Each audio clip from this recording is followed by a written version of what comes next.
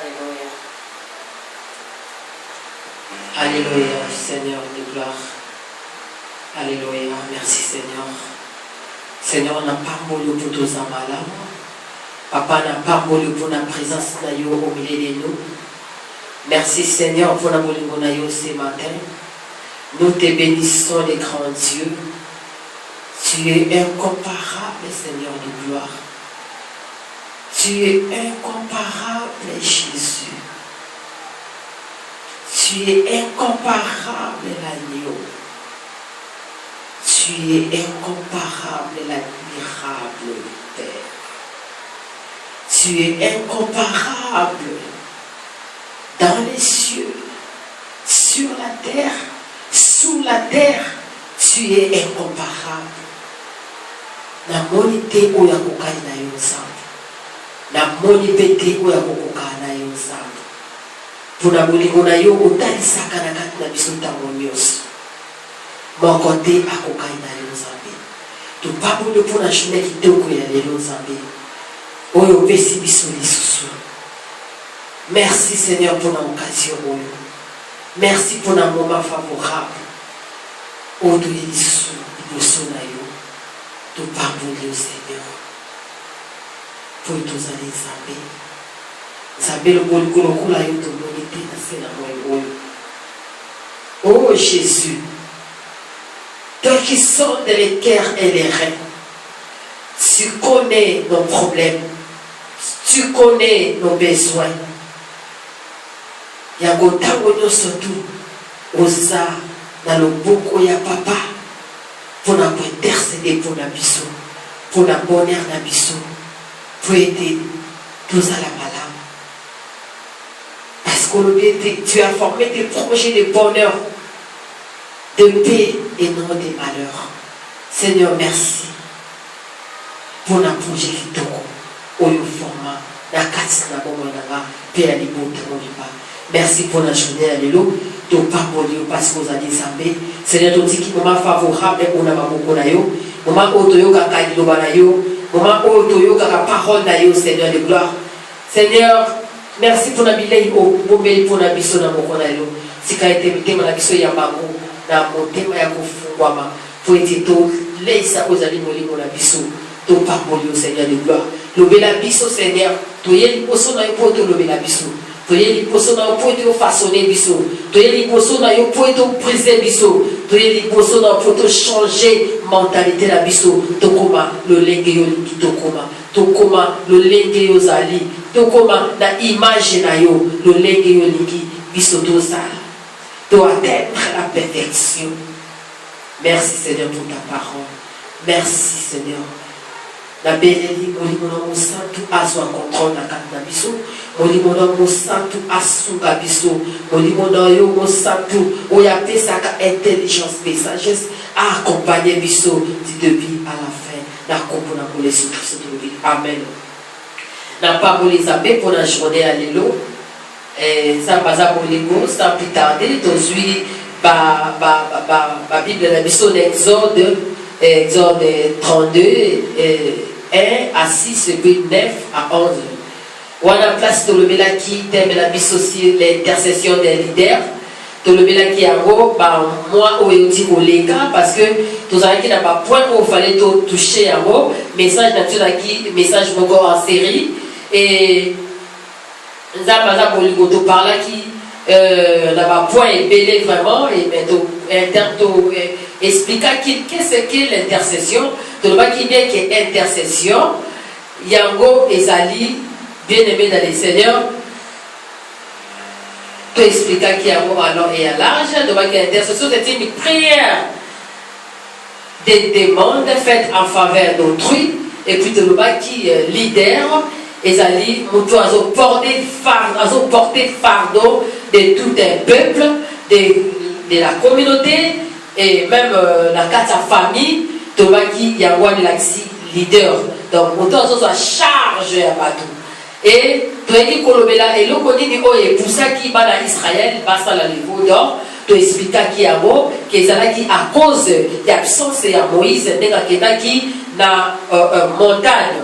Et bien aimé, tu expliques qu'il y a vraiment à long et à large.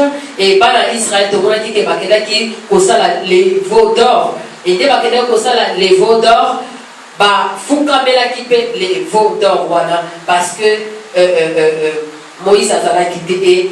Na qui jamais kolobela makambo sous na kota na terme na ngasa pourtant na lobela sur adoration na lobela qui sur adoration to va gete adoration ya malamu adoration au mutako ko pesa we pas dans Nzambe ezali adoration ko ezali basée na parole de Dieu. Amen. Et puis les lots dans les cas qui le bela sur point mususu na qui est très important parce que la des heures place ko Nzambe alika qui était pas dans Israël pas kende ko adorer pas kende ko servir lieu na wo ezala ki na kati ya 2 heures et le même lieu oyo Nzambe qui ba na Israël ba adorer ba servir kaka les sikawana ba na Israël ba adorer qui les faux dieux, adorer qui les veaux d'or en métal, et puis, quand dans le même lieu, où nous avons dit que tu vas servir, dans le même lieu, dans Israël, va pécher. Et on a dit que tu es vraiment malade, tu comprendre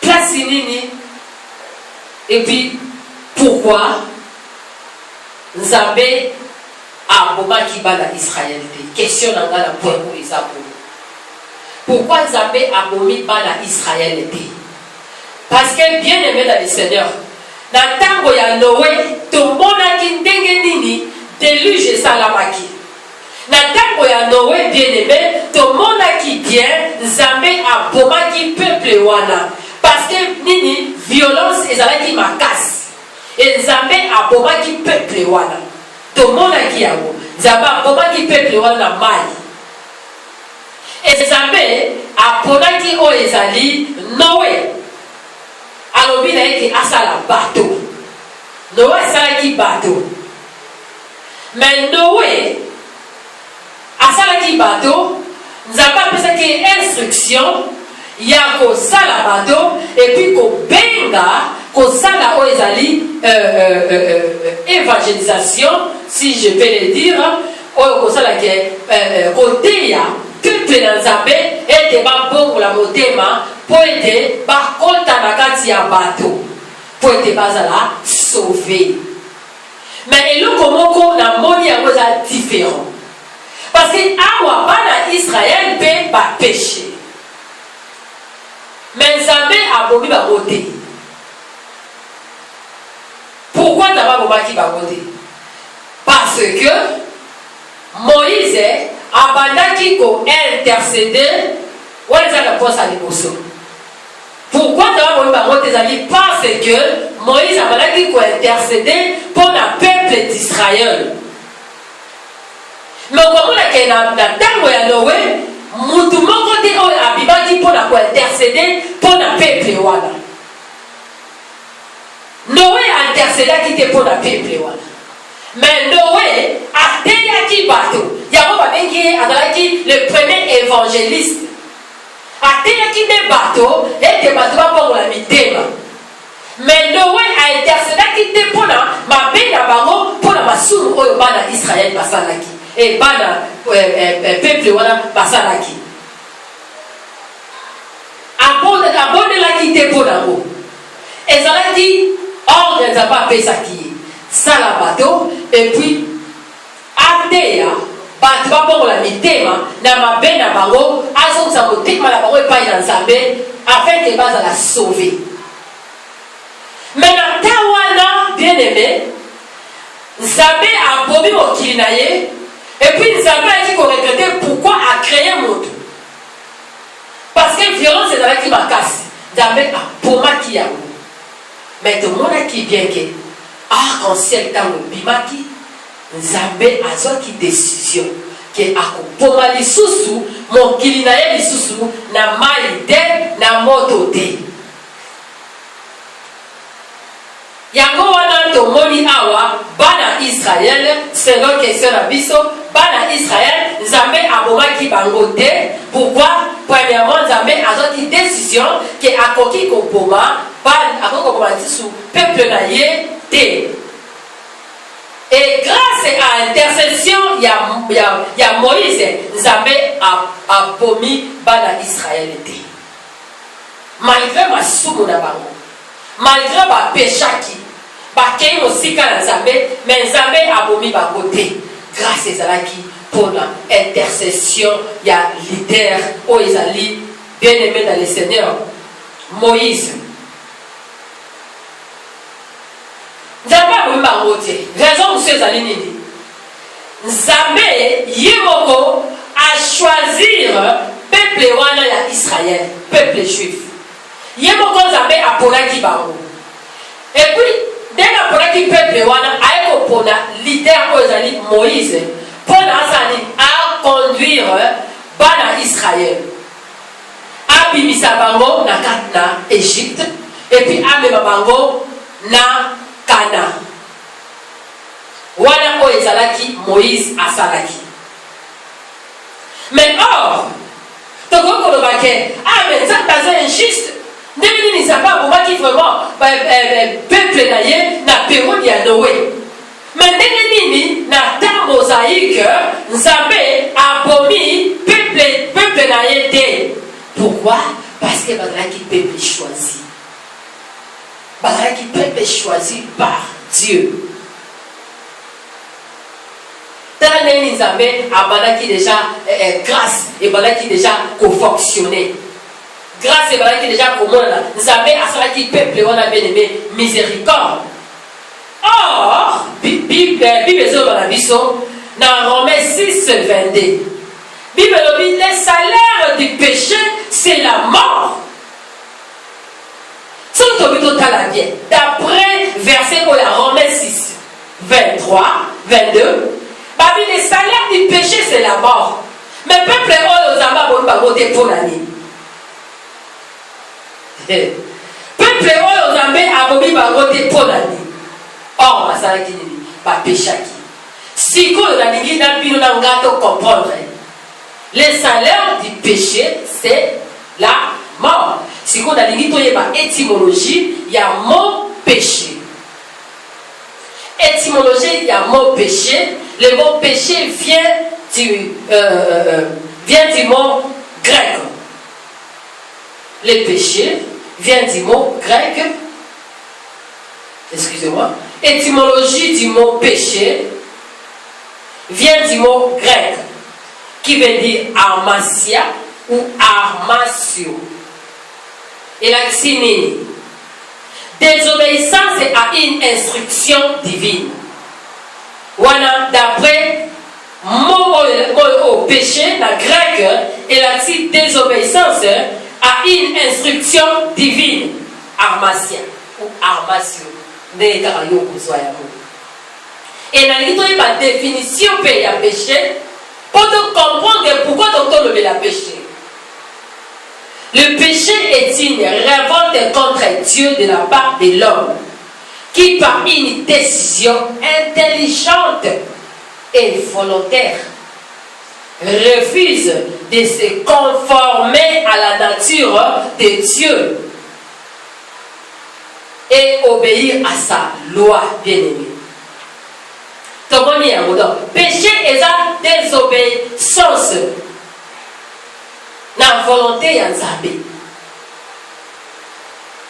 Yamona oyo bana Israël basalaki. D'après la loi de Moïse, Exode 25, que bokoki ko fukamela Nzambe abike côté. Bokoki ko servir Nzambe mosusu te à part Nzambe na pomo. Donc ça dit que bana Israël ba désobéissaki la loi de Moïse, basalinini ba péché. Voilà place péché et kodaki. Péché à bana Israël et badaki à partir où basalaki le faux tort. Péché ya Moïse. Pourquoi? Parce que ba désobéir la loi ya Moïse. Mais or Moïse a yé la loi, mais Jésus-Christ a yé libiso grâce bien-aimée dans le Seigneur. Tous en battu à cause de là. Parce que Jésus-Christ a eu une grâce. Nous devons comprendre le comment. Donc comprendre les sous-sous, origine, il y a péché. Origine, il y a péché. Et il y a qui n'a acte. Il y a désobéissance. Il y a Adam et Ève. Tout ça, toujours la désobéissance. Désobéissance, acte voilà. Oyo Adam et Ève, parce qu'il y a qu'à désobéir, na voie ya Nzambe.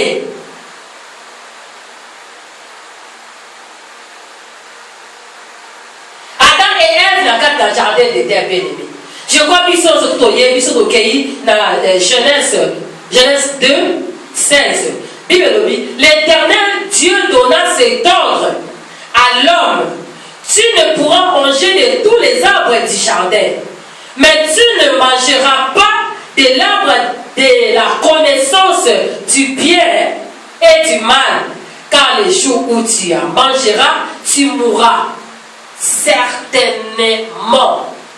Bien-aimé, tu mourras certainement. Mais tout le monde est placé, bien-aimé. Bible lobi totangi Bible. Et d'après verset au totangi, les salaires du péché c'est la mort. Ah ouais, tout le monde est bien. Nous avons le biso qui va lier arbre du connaissance du bien et du mal. Bien-aimé bakokufa et bakokufa certainement. Mais tout le monde est bakufité. Tout le monde est baza kotambola. Bazala qui toujours kotambola ko vivre. Bien-aimé. Or, Adam et Ève, Nzambe a prévenir bango. Yoka iloko moko. Nzambe a prévenir bango na Genèse 3. Parmi les serpents étaient le plus rusé. Les animaux des champs que l'Éternel Dieu avait fait. Il dit à la femme, Dieu a-t-il réellement dit, vous ne mangerez pas de tous les arbres du jardin? Au moins, il y a deux. Nous avons à prévenir Bango que Bakoki Koliate, Bakoki Kolia fruit wanate, arbre de connaissance du bien et du mal. Nous avons appelé ça qui Bango ordre que Bakoki Koliate. Mais tout le monde dans Genèse 3, serpent, aïe Bango Pemaloba, aïe composé Bango question. Alors, est-ce que Dieu a dit réellement quelque chose pour le Bogolia Yango? Dieu a dit réellement, vous ne mangerez pas de tous les arbres du jardin. On est dit à Benéaga au Mekabatu.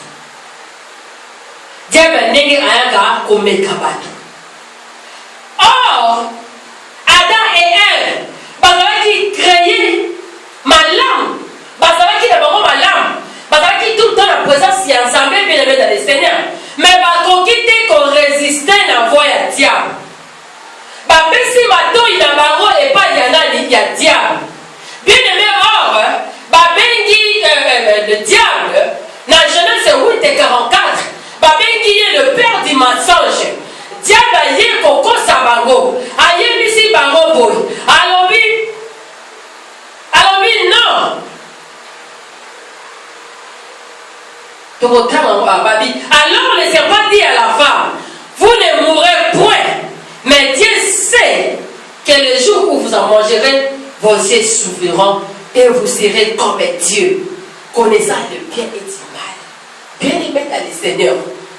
Adam voit un liboso ayoka qui est qui Adam et ça là qui a sabé. Mais pourquoi Adam a cédé la deuxième voie? Bien aimé, il faut toquer par la deuxième voie. Il faut toquer par la deuxième voie. Maintenant, Nzambe est lobi na yo nini. Au moins Nzambe a yebi instruction ou ordre Nzambe a pessier. Mais comment nous avons séduit la deuxième voie? A koye bisa lobi que non. Ah, mais bandika no surtout. Bakenda kosimba bakisi. Babi travailler parce que ma vie là-bas. Mais nini ni yo ça à côté. Satan a commis qu'on séduire yo. Satan a commis qu'on séduire yo. Bien-aimé, or la Bible dit, résistez la diable et il fuira loin de toi. Babi, résistez-les. Diable, il les fuira loin de toi. Mais pour nous résister, diable, bien-aimé, vous avez besoin de Jésus-Christ. Pour nous résister, la diable, la séduction, la mensonge, bien-aimé, la ruse, vous avez besoin de Jésus-Christ. Vous avez besoin de la parole de Dieu. Vous avez besoin de l'eau comme vous soutenez. Vous avez besoin de la parole de Dieu pour nous résister, bien-aimé, la ruse de la diable. Donc, mon même Seigneur Jésus-Christ, après avoir gêné 40 jours et 40 nuits, bien-aimé, le diable se présente devant Jésus. Il a mis la montagne pour la relaxer en qui. Aïe, Koutande Jésus-Christ. Or, aïe, va quitter que à ça, liboso ya liloba. Aza liboso ya liloba. Donc, pourquoi il a dit liboso ya liloba?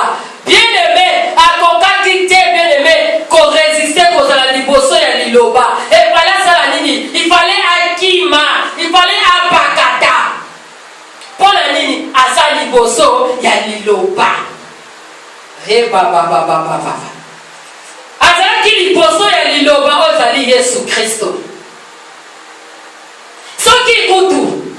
Yemoko Jésus-Christ, avant qu'il tente et toi. Soki Jésus-Christ avant qu'il tente, et bon, yonangai. Deba ko tente biso comment. Mais biso to na makasite. Na makasi na biso to kokokate. To saka kana besoin ya Jésus-Christ. Na ma vie na biso. Pona to kima. Pona to longa. Manigas que tu es diable. Baris ne surtout à diable. Tout ça qu'on a besoin, il y a Jésus-Christ. Pour nous la sauver. Oh, bien-aimé, Ève, Oyo Azara qui séduit par les diables. Ève Azara qui séduit par les serpents. Ève séduit par les serpents. Oyo serpent cible qui est. Il y a une image de l'église, bien-aimé. Elle va sa image de l'église. Et le coup a dit image de l'église. À ça, moi aussi, bien aimé, à comment qui cible, il y a diable. À comment qui cible, il y a Satan. Il y a des serpents, les diables, à quoi qu'on y a et pas il y a mobile. À y quoi attaquer directement moi aussi.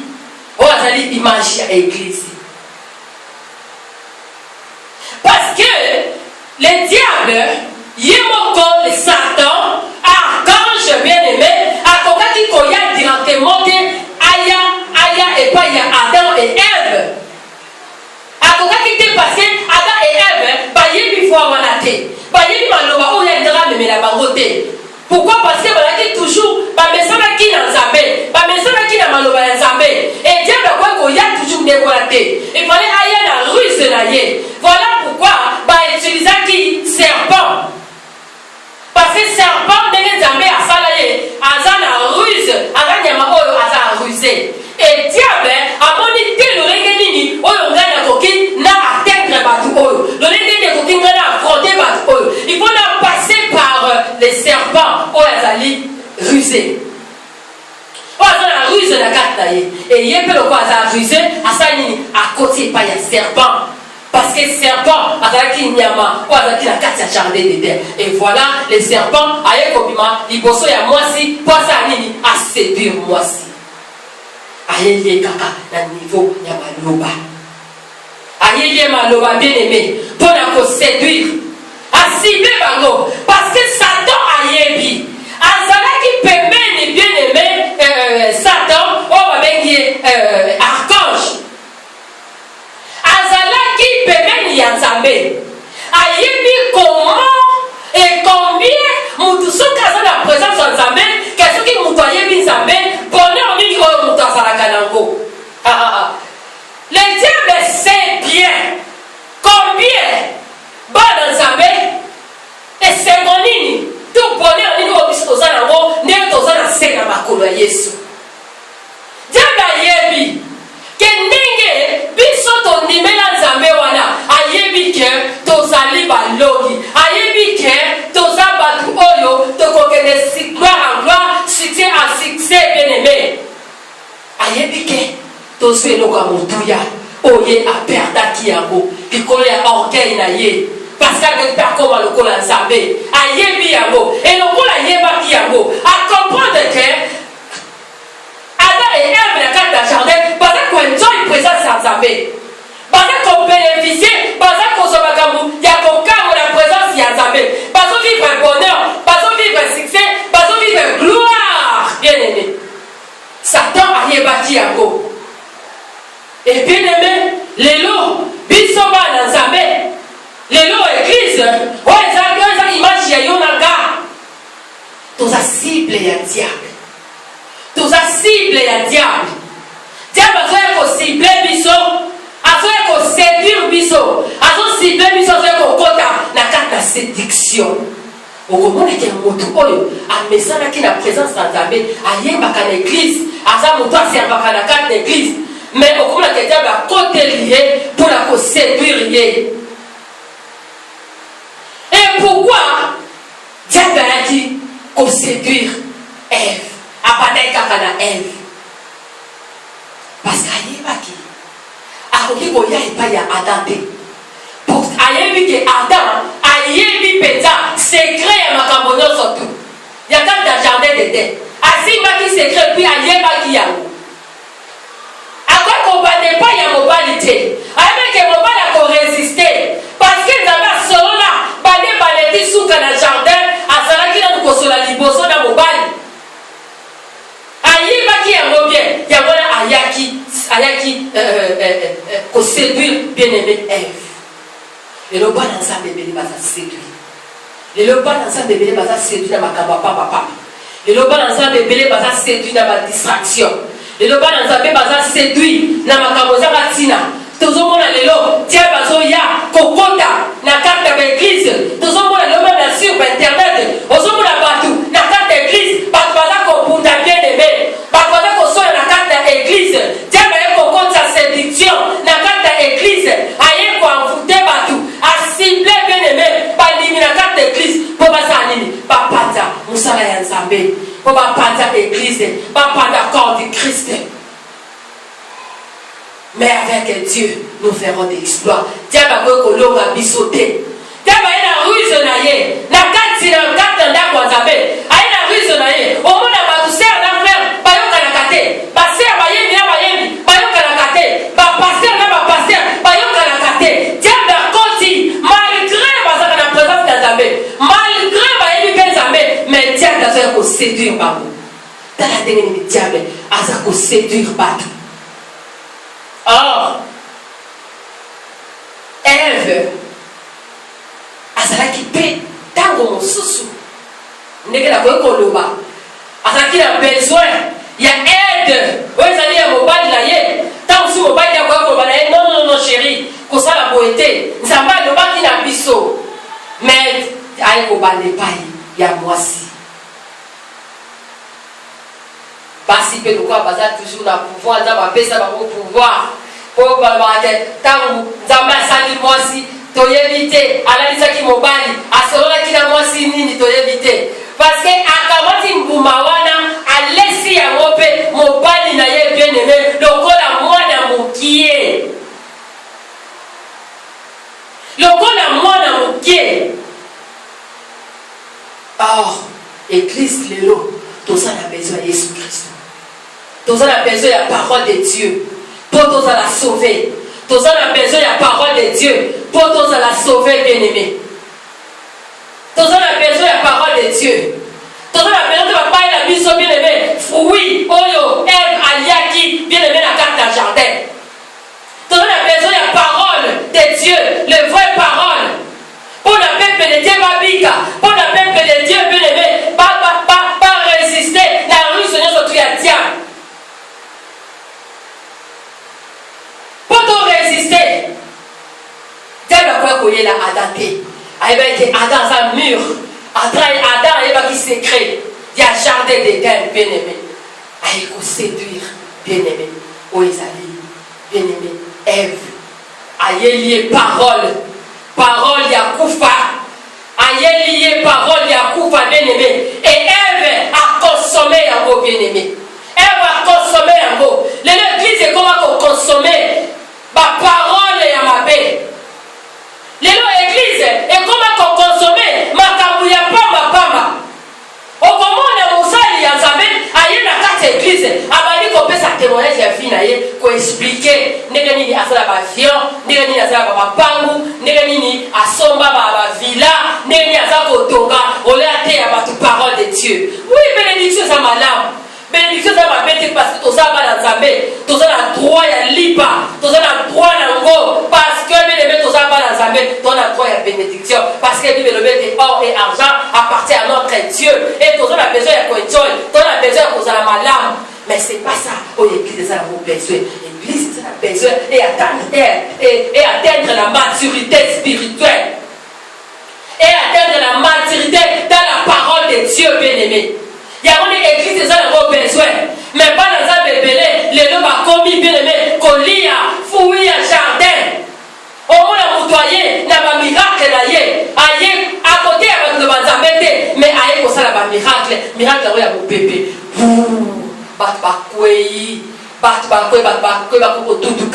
Bien aimé, est-ce que vous comprenez? Parole, vous avez la carte d'église de l'élo. Parole, vous avez la carte d'église de l'élo. Est-ce que place aux alliés, place aux akosambela, bazote à Jésus Christ. Bazote à Jésus Christ, bazote à la parole mususu.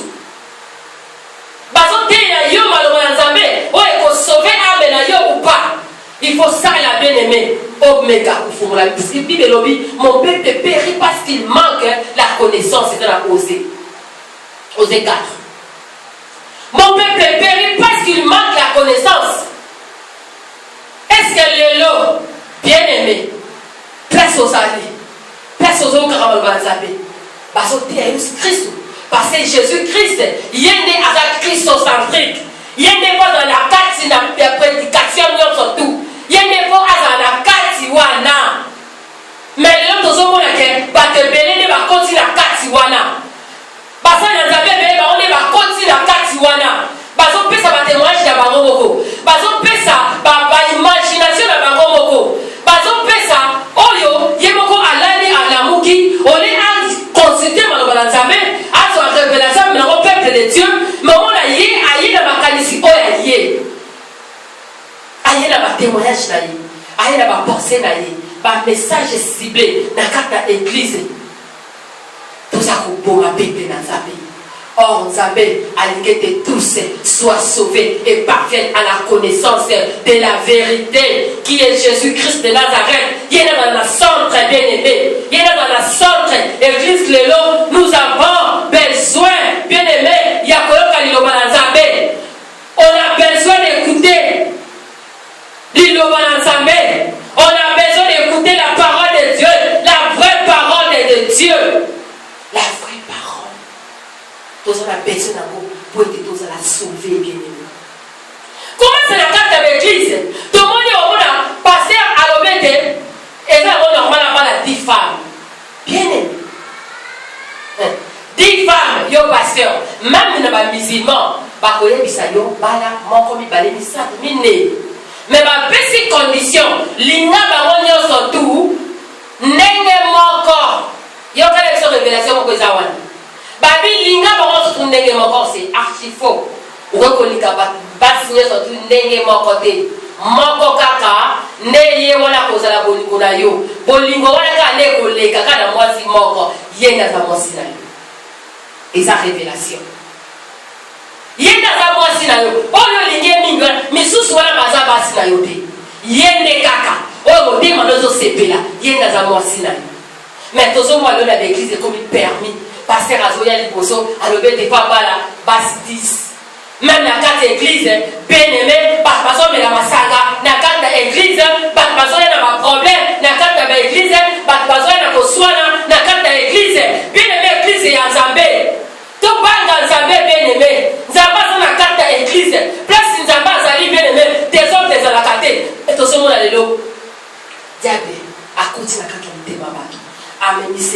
kati na église bato le bayoka maloba nzambe bato bazoyoka nde makambo mosusu bato bazoya kolanda nde bakomi basentimentaliste bakomi na basentiment na bango nde epai ya pasteur nde epai ya bandimi na kati na église ole bayela nde nzambe bien aimé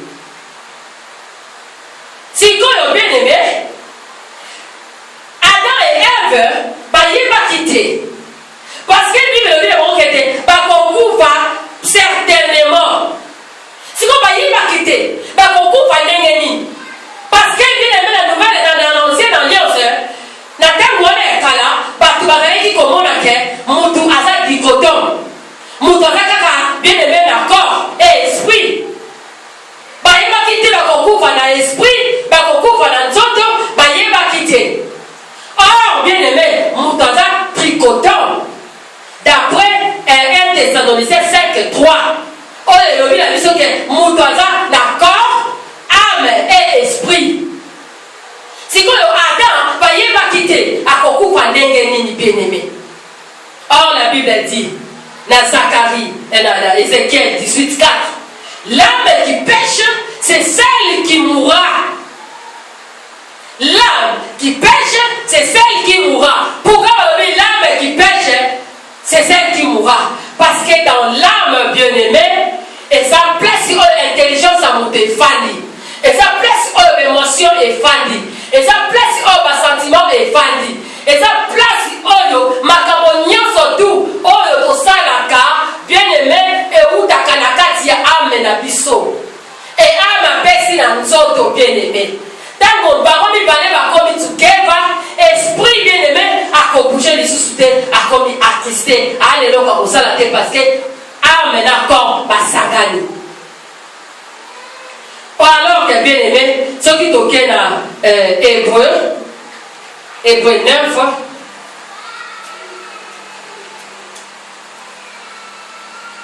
alléluia Seigneur de gloire Hébreu 9 27 baye na bisoni Hébreu 9 27 Hébreu 9 27 Babi, et comme il est réservé aux hommes de mourir une seule fois, après quoi vient le jugement.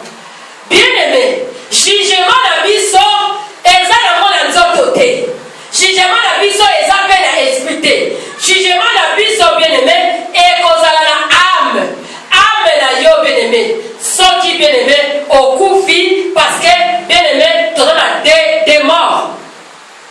Tu as la mort physique et tu as la mort spirituelle. La mort physique, bien aimé, il y a moi là, oh, le Bible le tu as dans ma belé, tu as dans ma belé. Ce qu'on coupe, ton ayo est poli et guéri. Et esprit na yo, il y a mon et kozon de paille dans sa main. Ame na yo, il y a mon kokende wapi na jugement. Ame na yo de kozala juger. C'est quand le bien aimé, ceux qui ont fait qui malamu, na kata mokili oyo, ceux qui ont fait qui malamu, bien aimé, ame na yo et kokende na yé de repos. Pour c'est le jugement et mon ya souka. Ceux qui ont fait qui mabe, ame na yo et kokende bien aimé na kata na tourment, na yé de tourment et panikuna et cause la paix jugement bien aimé. Et bien aimé, si quand elle se le mort spirituelle des années. Oyo, Adam et Ève, bakufa qui spirituellement. Mais ça fait la résurrection spirituelle. Oh, ça fait causer la yo. Et ça la résurrection spirituelle. Oh, ça c'est la yo. Oh, quand il y a la table qui m'a fait, et c'est dans la salle, n'a se confessé, n'a se pardon et pas dans sa paix. Pour la quota, toujours, n'a pas mort qu'on a sa paix. Pour la salle la repentance, n'a bongo la bien-aimée, ma canistangaï. N'a la nantela, y'a sa paix. Résurrection spirituelle paix. Et ça c'est la yo bien-aimée dans le Seigneur. Adam et Ève, il va quitter. N'est-ce pas qu'on or, bien-aimé, bakufa qui spirituellement. Bakuma qui aussi dans Zambé. Bien-aimé, bakuma qui égaré dans Zambé. Bazala qui les sous-souté. Bien-aimé, qu'on enjoy présence à Zambé. Bien-aimé, de faire attention. Bible dit la Bible, bien-aimé, dans Ecclésiaste 12. Quel jeune, réjouis-toi, na bolenge na yo. sakana mela lia bien aimé oyo miso na yo sepelisa yo sala yango mais bible elobi te ekozala na jugement mokolo esuka jugement ekozala Ecclésiaste 12 elobi yango jugement bien aimé ezali ata ozotambola ozolia ozomela mais yeba yango ke jugement ezali un jour okozala juge na lolenge oza kotambola un jour ozala juge na lolenge oza kotambusa boboyo awa na se bien aimé tokozala juge mokolo wana bakojuge biso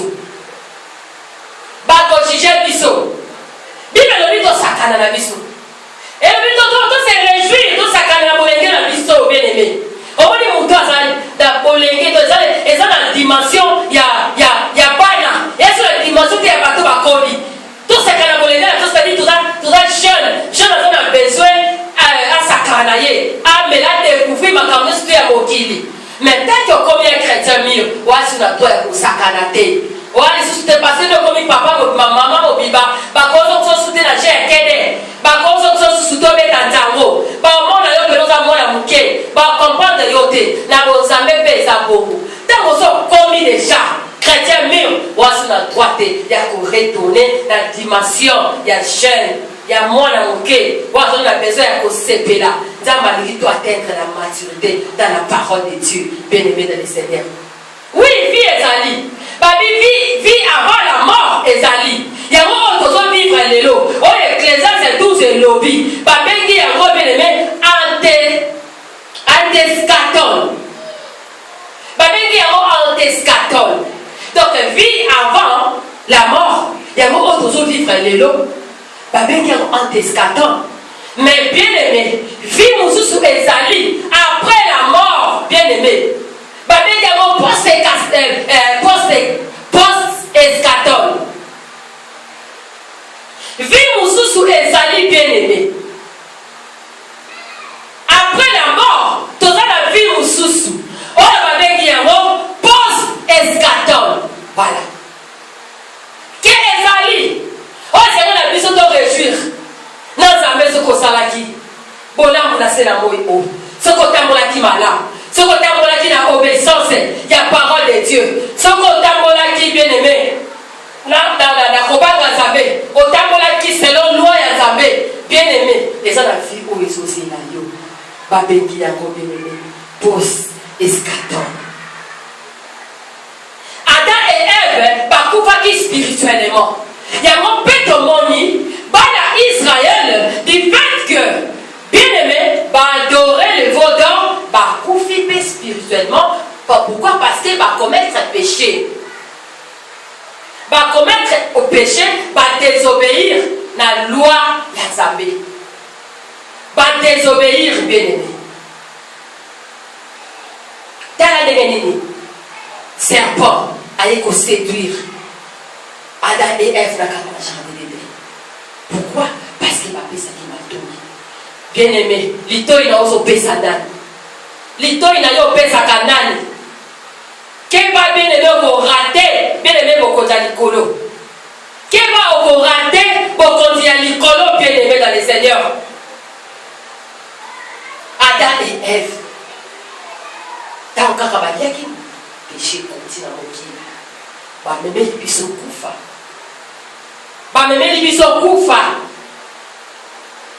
lelo bien aimé okomona ke biso nyonso tu oyo tobimi après bien aimé Adam et Ève biso tu toza kobondama bien aimé na péché wana babengi yango péché adamique eza universel partout dans le monde biso tu toza toujours na même péché tozobotama nango okomona mwana moke abotami bien aimé ayebi mabe te ayebi kofinga te momona mwana moke asaka mwana moke mais bapesaka liba pesa moninga na mwana boyi omona mwana moke aza na jalousie na kati yabo ayebi yango wapi ana jalousie na kati na ye bien aimé biso nyonso na bapaster na basango na biso tu tozobotama toza na nature wana na kati na biso bien aimé Il y a un bien-aimé Paul Azoloba. Ma mère m'a conçu dans l'iniquité.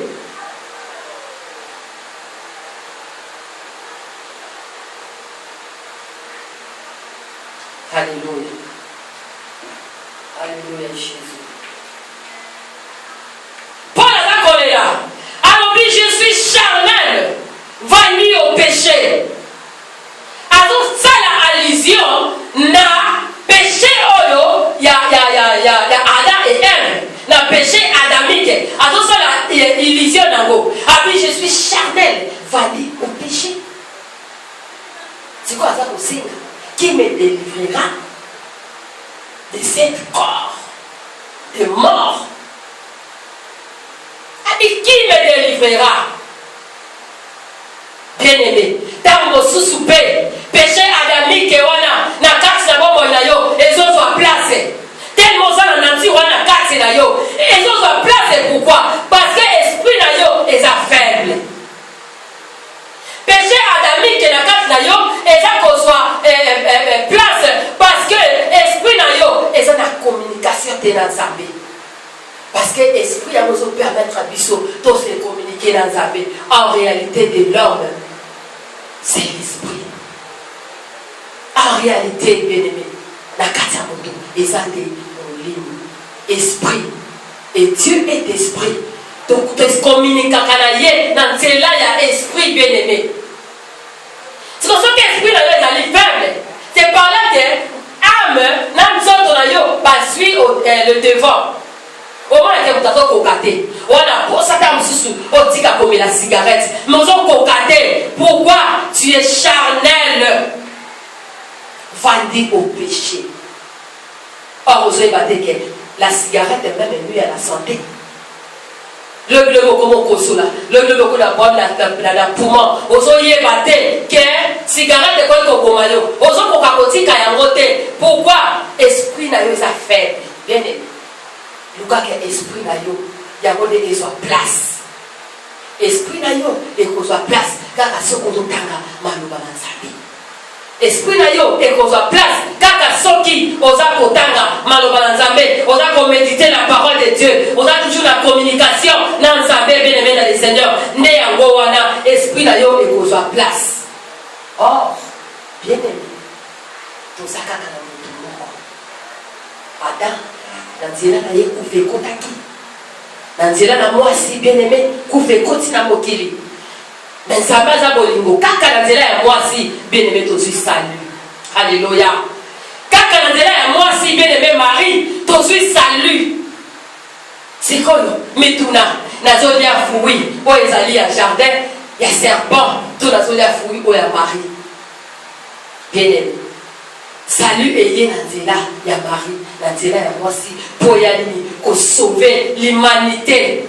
Pour sauver race oyo parce que diable bien aimé nzambe atobokaki nzambe asilikaki nzambe sepelakate bien aimé na masumu bien aimé nzambe sepelakate na masumu nzambe alingaka péché parce que elike bakobongwama na nzela ya maloba na ye mais alingaka masumu te. Dieu est le péché mais grâce à Dieu tous les intercesseurs moko, les vrais leaders, oyo Nzambe atinela kibisoye na sena mokili oyo bien aimé Bible béni.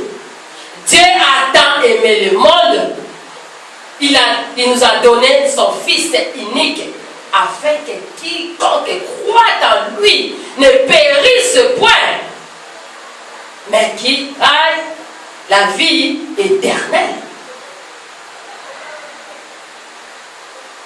Bien aimé, Nzambe apesi biso nani Yesu Christo apesi biso ye comme cadeau, apesi biso ye comme cadeau bien aimé dans le Seigneur. Tout suis cadeau c'est le comme tu as mérité en côté. Oh tu as fandi ako ko pesa même cadeau ya 1000 livres, ako pesa même cadeau ya 2000 livres.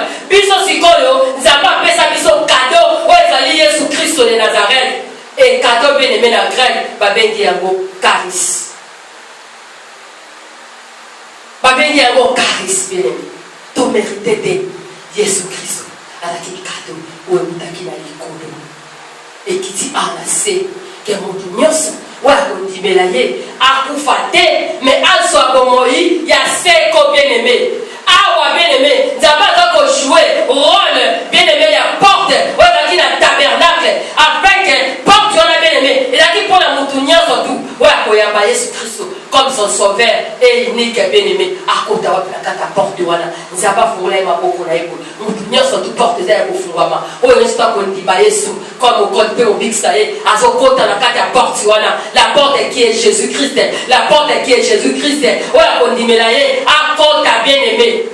Mais ntango kokota babengi ye kaka porte te mais babengi le chemin la vie et la vérité eza susu na vie mosusu oyo eza kozela yo mpo otambola na obéissance ya parole de dieu mpo otambola na obéissance ya parole de dieu tozwi kado oyo euti bien-aimé na likolo na lola e bien-aimé bible elobi na biso lisusu nini na 1 Jean 3 4 Babi, quiconque pratique le péché transgresse la loi. Yo oza kobuka mibeko. Ozo la péché, ozo buka ne mibeko. Yo ozo la péché, oza kobuka mibeko. Oza ko transgresser la loi. Mais suite nango balobi ni bien-aimé. Ya total na osusu madame. Toza kokoya na masumu parce que tozangi connaissance qui est Jésus, connaissance qui est la parole de Dieu. Alléluia Jésus.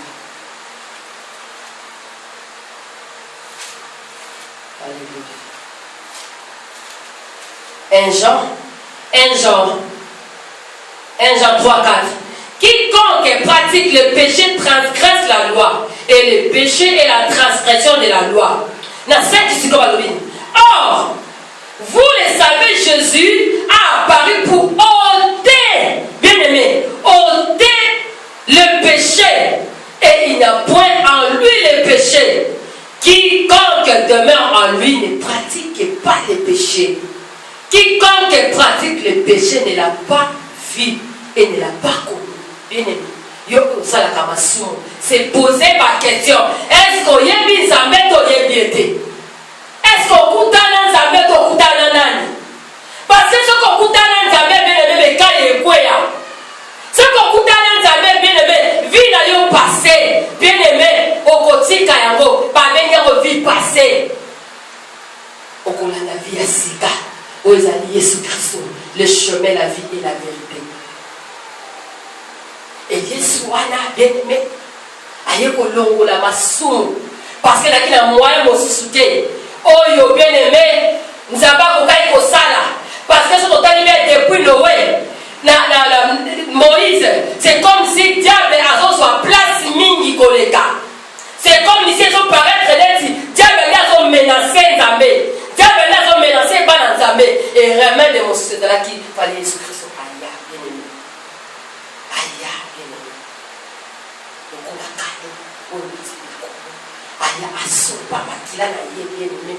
Parce que péché bien aimé et ça qui m'a cassé tellement il fallait s'appeler assis zakanda wana pour ôter les péchés donc à longo liango maintenant bisot bien aimé tout ça ce qu'on vivre en Christ et vous en Christ bien aimé après qu'on vivre la vie à ma sous-moté parce que en Christ bien aimé et nzambe wana amata intercéder pour la bisou jour et nuit bien aimé dans le Seigneur Azako intercéder pour la bisou Azako intercéder ce qui pour l'intercession il y a Moïse Nzambe a moment qui peut te d'ailleurs et bon pona makila oyo ya Yesu Christo oyo kitaki bien aimé na sena moli oyo et le là Azako intercéder pour la vie na bisou bien aimé. Bon, Nzambe akoma biso pour la vie parce que tant Yesu Nzambe kanda na eza komata makila nezokanga Yesu Christo azoba papa pardonne-leur papa pardonnez bango même na bato kutu bien aimé baboma ki Yesu batuba ki bien aimé konga na mipandi basete na maboko bien aimé basi ba melamba na ye bakati yango baseko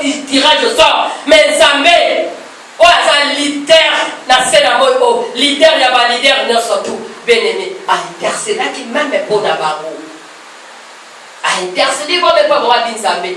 Abi pardonne-leur parce que ma yebi oyo parce que ça la et sa intercession à cela qui n'a pas de peuple voilà pourquoi parce qu'il y a dit qu'on poufa pour la masou il y a pas de nier surtout bien aimé Zambé awana a intercéder à kapona yo tout le monde ça va intercéder pour na yo pour te nzamba lingo kufa te nzamba lingi osa bomo ya seko nzamba lingi amena yo eke na perdition te bien aimé nzamba lingi mukolo wana o se réjouir na ye Ndaba lingi mokolo wana amena yo eke na lieu de repos au pays ma bien-aimé.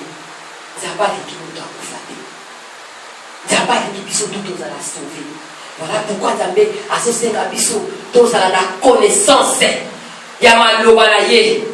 Tozala na connaissance ya vérité za Yesu Kristo. Tozala na Yesu Kristo na kati na biso. Pour bien-aimé tokoka kokima risque ya diable. Poto za la musika na batentation surtout ya diable. Poto za la musika na makambo surtout oyo mokili eko ko memela biso bien aimé. Toza na nature na kati na biso. Toko kima yango teza na kati na biso. Toza na nature wana bien aimé, nature adamique eza na kati na biso. Mais pour la kolonga yango bien aimé. Isenge na yo. Ofanda la kati na maloba Nzambe. Isenge na yo. Yesu nde azala kati na yo. Pour arriver bien aimé, convaincre yango, pour arriver bien aimé, ya kozala mosika na makamba mokili, ya kozala mosika na makamba busoba, ya kozala mosika na makamba pamba bien aimé, ezaka kando Nzambe ne kokondo kisali. Kaka ndo Nzambe. Ya oza ki souci ya Moïse. Ya oza ki souci ya Moïse. Moïse ayeba ke bana Israël ba uti na Égypte, ba yebi makambo ebele ya mabe. Et Moïse, il fallait amener la parole de Dieu. Pour pas toujours la relation avec la papa. Pour pas atteindre un niveau où sous lève où sous se tenir la parole bien aimé, ba yé ba manu balançabe, ba fanda, ba yé ba manu balançabe.